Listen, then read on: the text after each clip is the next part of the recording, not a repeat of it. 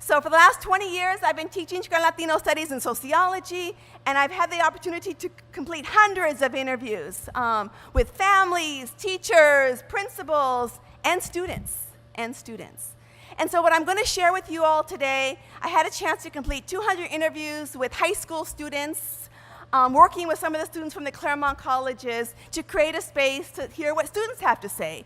My sense is everybody can talk about education all the time, and everybody thinks they know what's best for students, right? Certainly, politicians do, hedge fund corporations do, but how often do they ask students, right, who are spending over 8 hours a day, what's happening in schools and what should we know? So that's really what I sought out to do, and students wanted to share their stories. So I'm going to talk a little bit about this idea of academic profiling. We've all heard about other kinds of profiling. We've seen the devastating effects of police profiling all too often. But there's another kind of profiling, right, and that happens within our schools, it happens within our society, and that's about steering students away in different directions.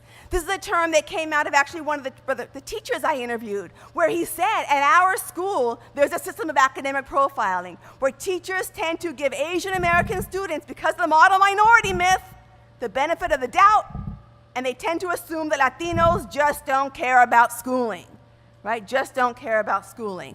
So when I think about academic profiling, I'm thinking about some of these components.